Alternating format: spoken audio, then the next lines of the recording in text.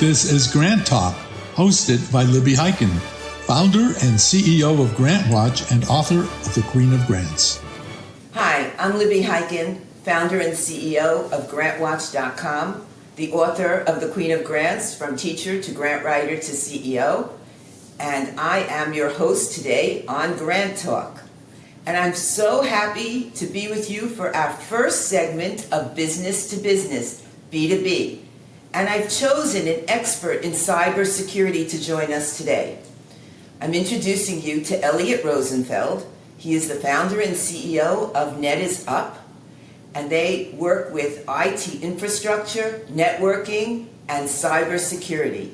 So Elliot, welcome today, and please tell us your experience and expertise in cybersecurity. NetIsUp was founded in the year 2000. We started off as a network infrastructure company, designing networks and supporting them, as well as reselling the components to install these networks. Our company has grown significantly over the years. What happened in the early 2000s, where the government was imposing compliance requirements on different companies, we started getting more involved in regulatory compliance. But then as the security needs grew exponentially from 2010 and on, we got very heavily involved in providing cybersecurity solutions for our customers as well, and have seen all different types of attacks, have done remediation for our customers, and have also protected them from the onset. Most of our customers have never been hit with an attack because of the protections that we're able to provide. So tell me, what is cybersecurity? Cybersecurity is a combination of different technologies that allow for the protection of your network and digital information. So it encompasses security on your mobile device, security on your desktop laptop, security on your cloud applications, and security of your network infrastructure. So I always hear the word phishing. What's phishing? Because that I get these emails and they're from people that I never knew, and they're telling me that I have a problem with my bank account. So phishing is just one of the many attack vectors that threat actors use to gain access into a person's network.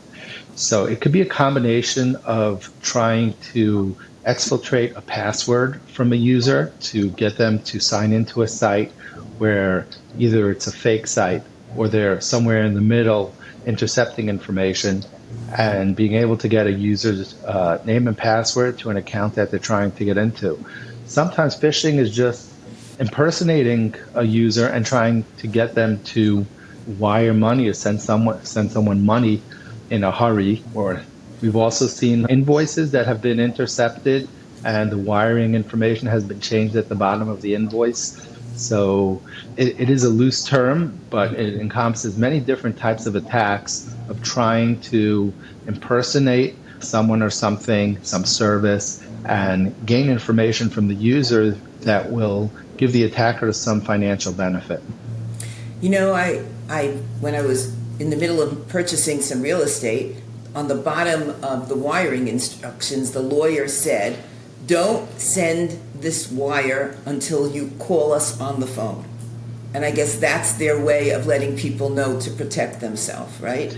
Correct. So included in cybersecurity is end user training. The end users play a very important role in protecting the environment that they're working in. So besides for the digital protections that we're able to provide that rely on the infrastructure, just the human aspect of it and making sure that the end user is properly trained in procedures to avoid these kinds of attacks is very important. It's not just training is not a set it and forget it, where a lot of companies just have training in place to just check off a box on an audit, but training is something that needs to be monitored to make sure that the end user is actually taking the classes that are provided. They're tested with an assessment at the end of the training with a question or two just to make sure that they paid attention. And on top of that, most training services that we're able to provide to our clients actually test the user and send fake phishing emails to see who's clicking on a link to determine if they are savvy enough to make that determination between a valid email and a fraudulent email. So it's not just enough, as we tell our staff at GrantWatch, don't open something, check where the email came from. That's basically what we say, because sometimes it comes from something like DocuSign or a bank or even a client. So we say always hover over the email address and see if it's actually the email address we think it's coming from. So what would you say to my staff and to every nonprofit and small business right now that's listening that wants to know just a minimal screen assessment and evaluation of staff and a warning? What should it be? Obviously, be very careful. Report anything suspicious to your supervisor. In addition to hovering over the email address as you click reply, if you're going to reply to that email, just verify that when you click reply, the email address is the email address that you're expecting to send to. In addition to just checking the sender, we've seen quite a few instances where the party that's sending the email address is valid. And what happened in that situation was the Office 365 account was compromised because that person was attacked with a phishing email or some other reason that their password was exfiltrated to a threat actor on the outside. Now the threat actor has access to someone's email box that you normally correspond with, and they're sending you a request that sounds a little strange, that you didn't intend on receiving. Or even if once they're in the person's mailbox, they actually could read the email, see what kind of transactions the person's involved with, and just say, okay, this transaction's complete, here's an invoice and here's the wiring information, and send it out. We've had some customers where, again, that's outside the scope of our protection because we can't protect against a third party where their mail has been hacked and now they're sending correspondence to someone that they're seeing in the person's mailbox. But end user training has extreme value in that type of attempt. Where protect against third party, somebody sending me an email, they're already compromised, and now I'm responding. So, that you really need to be very smart about it. A lot of times the threat actor, previously they're in a different country, their English is not so well, there might be punctuation mistakes, the signature might not look the same, or something that you didn't expect to happen is happening. So, like, for example, if they say, transaction's complete, but we just changed our bank and I'm told to give you new wiring information. That has to be verbally verified. Pick up the phone and call them. Look for anything suspicious about that. But that's a vector of attack that's commonly used, and it's really up to the end user at that point. It's going to get through the spam filters because it's a legitimate email. It's really up to the end user at that point to be able to distinguish whether that email is fraudulent or legitimate. What we do at GrantWatch is when we send an email, we make sure that our links have HTTPS on that. We go through certain processes to do that. Not every email company sends emails with that HTTPS, which is a secure what? Elliot, maybe you can explain that to everyone. So HTTPS means that the website is protected with a digital certificate. That ensures privacy in the communication when you go to the website, that the transmission is encrypted and not transmitted over the internet in plain text. However, the threat actors today are able to set up websites and request digital certificates and make their website look as legitimate as possible. So I don't believe that would be a form of protection against a fraudulent website. We provide our clients with one of the services we're able to provide our clients with an email security is that the links are protected links by a filter, which means that once the link is sent and discovered by the spam filter, it replaces the link with a smart link. That link goes to the spam filter and sends them the URL that you're trying to get to. And if it's in their database as being a suspicious or malicious website, they'll block that page or redirect you to a blocked page and let you know that this is a suspicious link. So that's another way to protect employees from fraudulent emails, fraudulent attempts, is by using such a service that will inspect the links that are coming in through email and do some kind of filtering when the end user is clicking on that link. So we protect our users when we send them an email with HTTPS links, and you have the ability at NetIsUp to protect nonprofits and businesses with a spam filter that will replace a bad link or let us know don't touch that because you've already experienced that bad link. Do I have it right? Yeah, correct. It's not going to it's going to replace the link with a link to their service that will look up the original link for them and provide them with that assessment whether it should be blocked or not. So we use Microsoft 360 and we also use Google for different things. So can you do that with Microsoft as well as with Google? Microsoft 365 has that capability. Google itself has that capability, but it needs to be maintained and administered. Also, there are certain websites that don't work when those links are replaced, and therefore they need to be whitelisted within the service. So cybersecurity as a whole, although it gets pricey for businesses and especially nonprofits and small business, but it needs to be managed and maintained by professionals to provide adequate security. And that's one of the things we specialize at NetIsUp. Our sweet spot for our clientele is the small, medium type business where the dollars that are being spent on IT infrastructure, it's hard-earned money for the company. We're able to target the expenditures and the recommendations that we make to high-value services in cybersecurity, where the service itself is an essential service that offers protection on many different fronts, and therefore their protection level, as it would stand, if they were being rated with a score, is much higher because we're providing them with a high-value service. What's the backside of it?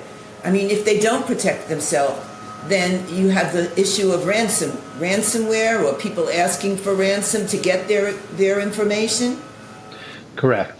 We've seen all different types of attacks, from fraudulent wires going out to people's infrastructure getting fully ransomware to cyber blackmail. So, everyone needs to really decide for themselves what that impact is. But first and foremost is obviously the impact on just the resources of the company are now compromised. So it affects their ability to do business, to keep themselves open. Their employees are being paid salaries. That money's going to waste. People can't work. They have to spend money on restoring the entire infrastructure. So without proper protections in place, the cost of an attack is definitely much higher than probably a few years of paying for the security, the proper security to secure your network. On top of that, Elliot, what is cyber insurance? Cyber insurance is a type of policy that will protect you in the event of a compromise. They will reimburse you for certain expenditures to restore your information back to the way it was. If you had to pay the ransom, some cyber protections would reimburse you for the ransom. Most times they're not going to reimburse you for very large wire transfers. I think the insurance is limited in what it's willing to cover, but different types of attacks and expenditures related to that attack, they would provide some level of reimbursement. But even cyber insurance, they provide the customer with a due diligence questionnaire or a cyber insurance audit, where the customer has to attest to having certain protections in place to make sure that their security is in a very healthy position to protect themselves from the attacks that are out there. And what I've been seeing year after year, I fill these out for our customers because they say, we want cyber insurance and we know we have these protections in place. Can you please fill this out? That's one of the services we provide, and we fill them out for the customers. And what we've seen is the requirements that the cyber insurance companies are asking for year after year, they keep on increasing as the attacks that are out there are more sophisticated. So obviously more security is required, and they're only willing to provide a certain level of insurance based on the investment that you're willing to make in your security. Now, we've seen where local governments have been attacked, have gotten cyber attacked, and you would think that the government would be more secure. What are some recent cyber attacks that have happened in the news? So there have been in December of 2023, there are several high-profile attacks. One affected the mortgage industry where Nationwide Title Company was attacked. They were down for about 2 weeks, and that impacted a lot of mortgage companies that were trying to close deals in the last month of the year. And I mean, a company that size, it was a Nationwide Title Company, a very popular company, down for several weeks. The financial impact on that company and just the embarrassment of the company, people think twice now when they hear that name of doing business with the company. So there was also foreign banks, a very large Asian foreign bank that was attacked also in the same time period, and the same thing happened. There was ransomware. Most of the time, these attacks, you'd think they're large companies. Why is there security?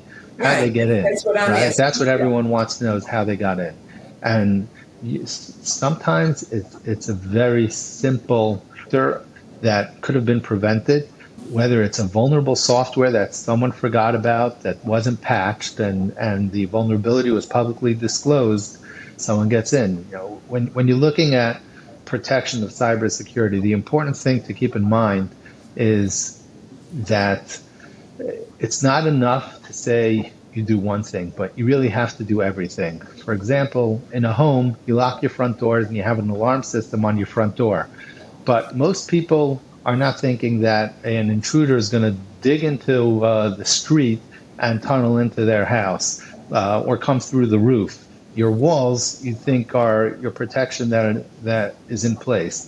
When you're looking at a network, you really have to see from a 360-degree angle to make sure there are no cracks or openings in that environment where an intruder could get in from the outside or somehow get in from the inside. So it has to be literally all-encompassing to be properly protected. So when I'm saying something to update my software, and I'm thinking, I'm busy right now, or I don't want to update my phone because I'll have to put in all my new passwords or something, or I don't want to update my laptop because of that. That's how they could get in, right? Exactly. Vulnerable software. So that's something that we all have to think about. So today we've discussed cybersecurity and the need for employee instruction, right? A need for an audit of our own, what's going on our website and our business.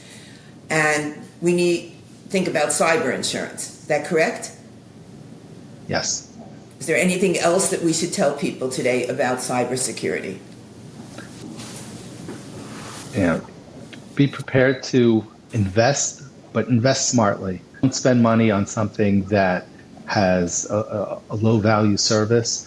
Try to find services that are all encompassing. And also, whoever's providing the security, engage with them frequently so you know that they're on top of the security the way they advertise their service. But engage with them frequently to make sure and ask them for the reports that things have been updated, things are in protection mode, to make sure that the protection you're paying for is what you're getting. And how can people find you? We have a website, www.netisup.com, and my email address. You can email me at any time for any information. We'll be happy to hear from you. It's erosenfeld@netisup.com. And we're going to put it up on the website as well so that you can reach Elliot. And everyone, I just want to thank you for being with us this morning. I know you're quite busy with everything that's going on. And if my audience, if you want to hear more podcasts just like this, we need you to subscribe. There's a little button on your screen right now. So hit that button and you can watch us on YouTube, Apple, iHeart, and Spotify. You can listen there as well. Elliot, there's one other thing before I close that I just want to ask you about. when I get an email and I'm a little suspicious of it and I know I don't need to respond to it, I hit the report button in my email inbox and click phishing. Does that do anything? Yes, it alerts your provider, which is probably Microsoft, that that email is suspicious, and their filters hear about that information from all their subscribers, and therefore it gets a rating on it, and they block it when it rates high enough as being suspicious or malicious. So when I get that email, there's an attachment usually. I don't want to touch that. Yeah, just delete it. Just delete it. And there was one the other day that was so on the mark, but I don't do business with that company. So I knew there shouldn't be an invoice from them. And so instead of deleting, I hit that report button, which actually makes it deleted as well. So I wanted to say that in closing to everyone, be careful out there. The internet is not safe. So let's keep our eyes and ears open and make sure that we have someone that works with us as good as Elliot, and let's just be safe. Thank you so much, Elliot. Thank you. Thank you for tuning in to GrantTalk, powered by GrantWatch. Don't forget to like, comment, and subscribe to this GrantWatch channel. Please consider subscribing to GrantWatch.com, and you can find the book, The Queen of Grants, by going to GrantWatch.com/book. Thank you again for spending your time with us.